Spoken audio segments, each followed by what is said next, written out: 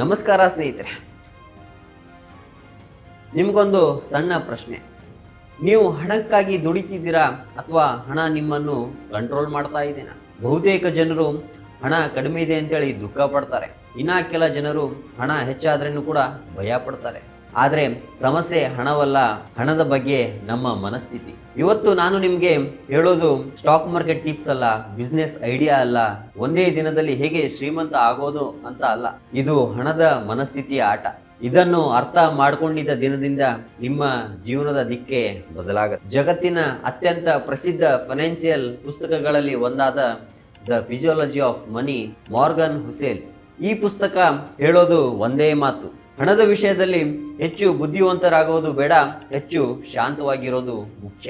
ಈಗ ಈ ಪುಸ್ತಕದಲ್ಲಿ 3 ಜೀವನ ಬದಲಾಯಿಸುವ ನಿಯಮಗಳನ್ನು ಯುವಕರಿಗೆ ಹೇಗೆ ಅವರ ಜೀವನದಲ್ಲಿ ಅನ್ವಯ ಆಗತ್ತೆ ಅಂತ ಹೇಳಿ ಇವತ್ತಿನ ವಿಡಿಯೋದಲ್ಲಿ ನೋಡ್ಕೊಂಬರೋಣ ಬನ್ನಿ. ಪಾಠ 1: ಹಣ ಗಣಿತವಲ್ಲ, ಅದು ಒಂದು ಭಾವನೆ.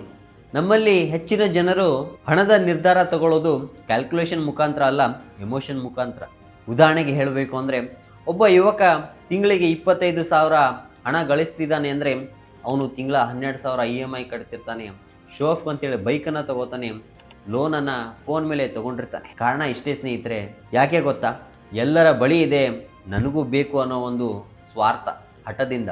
ಅವುಗಳೆಲ್ಲ ನೆಸಸರಿ ಇರಲಿಲ್ಲ, ಬಟ್ ಈಗೋ ಮತ್ತು ಇನ್ಸೆಕ್ಯೂರಿಟಿಯಿಂದ ಎಲ್ಲವನ್ನು ಕೂಡ ಖರೀದಿ ಮಾಡ್ತಾರೆ. ಪುಸ್ತಕ ಹೇಳೋದು ಜನರು ಹಣವನ್ನು ಬಳಸೋದು ಸಂತೋಷಕ್ಕಾಗಿ ಅಲ್ಲ, ತಮ್ಮ ಭಯವನ್ನು ಮುಚ್ಚಿಕೊಳ್ಳಲು. ಸ್ವಲ್ಪ ರಿಯಾಲಿಟಿ ಚೆಕ್ ಮಾಡ್ಕೊಂಬರೋಣ.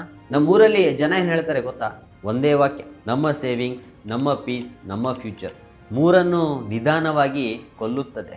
ಸಿಂಪಲ್ ಆಗಿ ನೆನ್ಪಿಟ್ಕೊಳ್ಳಿ ಸ್ನೇಹಿತರೆ, ಹಣವನ್ನು ನೀವು ಕಂಟ್ರೋಲ್ ಮಾಡದೇ ಇದ್ದರೆ ಹಣ ನಿಮ್ಮ ಜೀವನದ ಬಾಸ್ ಆಗುತ್ತೆ. ಸಿಂಪಲ್ ಆಗಿ ಆ್ಯಕ್ಷನ್ ಅನ್ನು ತಗೊಳ್ಳಿ. ಹಣದ ನಿರ್ಧಾರ ತೆಗೆದುಕೊಳ್ಳಲು ಮೊದಲು ಇದು ನನಗೆ ಬೇಕಾ ಅಥವಾ ನಾನು ಯಾರನ್ನೋ ಇಂಪ್ರೆಸ್ ಮಾಡಲು ತಗೋತಿದ್ದೀನಾ ಅಂತ. ಪಾಠ 2: ಶ್ರೀಮಂತ ಆಗೋದು ಬೇಗ ಅಲ್ಲ, ಉಳಿಯೋದು ಮುಖ್ಯ. ಬಹುತೇಕ ಯುವಕರು ಹೇಳ್ತಾರೆ, ನಾನು ಬೇಗನೆ ಶ್ರೀಮಂತ ಆಗಬೇಕು ಅಂತ. ಆದರೆ ಜೀವನ ಕೇಳತ್ತೆ, ನೀನು ಎಷ್ಟು ವರ್ಷ ಗೇಮ್ನಲ್ಲಿ ನಿಲ್ಲಬಲ್ಲೆ ಅಂತ. ಸಿಂಪಲ್ ಡಿಫರೆನ್ಸ್ ಏನಂದರೆ, ಇನ್ಕಮ್ ತಿಂಗಳಿಗೆ ಬರುವ ಸ್ಯಾಲರಿ, ಸಂಪತ್ತು ಟೆನ್ಷನ್ ಇಲ್ಲದೆ ಬರುವ ನಿದ್ದೆ. ಉದಾಹರಣೆಗೆ ಹೇಳಬೇಕು ಅಂದರೆ, ಒಬ್ಬನ ಹತ್ರ 1 ಕೋಟಿ ರೂಪಾಯಿ ಇರುತ್ತೆ, 6 ತಿಂಗಳಿಗೆ ಅವನು ಎಲ್ಲವನ್ನು ಕೂಡ ಖರ್ಚು ಮಾಡ್ತಾನೆ.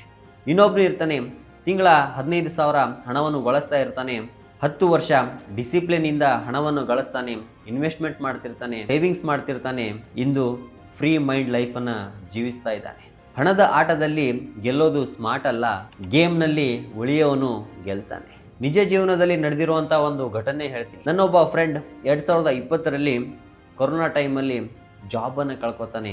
ಅವನಿಗೆ EMI ಜಾಸ್ತಿ ಆಗುತ್ತೆ, ಅವನ ಹತ್ರ ಎಮರ್ಜೆನ್ಸಿ ಫಂಡನ್ನು ಕೂಡ ಇರೋದಿಲ್ಲ. ಅವಾಗ ಅನಿಸ್ತಿರತ್ತೆ ಅವನಿಗೆ, ಸೇವಿಂಗ್ಸ್ ಅಂದರೆ ಬೋರಿಂಗ್ ಅಲ್ಲ, ಸೇವಿಂಗ್ಸ್ ಅಂದರೆ ಸರ್ವೈವಲ್ ಅಂತ. ಶ್ರೀಮಂತರಾಗೋದು ನಿಮ್ಮ ಚಾಯ್ಸ್, ಬಟ್ ಸರ್ವೈವಲ್ ಆಗೋದು ಕಂಪಲ್ಸರಿ ಅಲ್ವಾ? ಸಿಂಪಲ್ ಆಗಿ ಆ್ಯಕ್ಷನನ್ನು ತಗೊಳ್ಳಿ.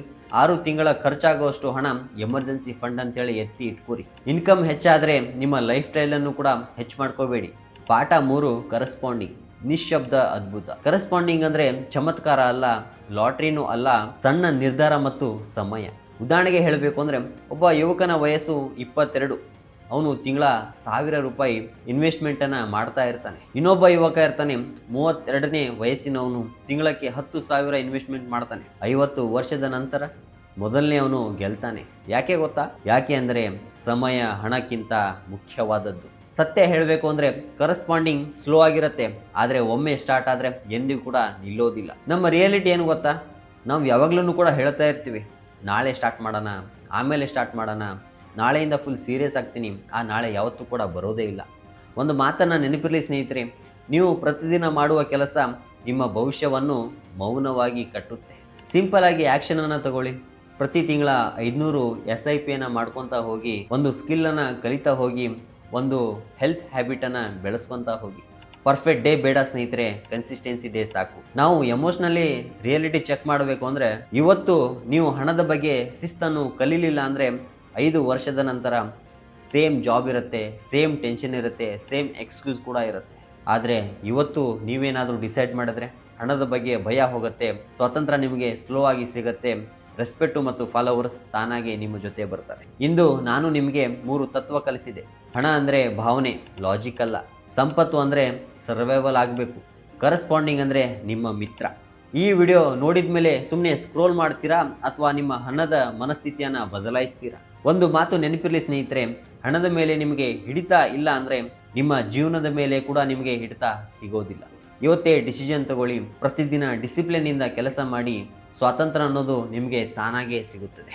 ಇದೇ ಥರ ಇನ್ಸ್ಪಿರೇಷನ್ ಮೋಟಿವೇಶನ್ ವಿಡಿಯೋಗಳಿಗಾಗಿ ನನ್ನ ಚಾನಲನ್ನು ಸಬ್ಸ್ಕ್ರೈಬ್ ಮಾಡೋದನ್ನು ಮರಿಬೇಡಿ. ಮತ್ತೆ ಮುಂದಿನ ವಿಡಿಯೋದಲ್ಲಿ ಸಿಗೋಣ. ಜೈ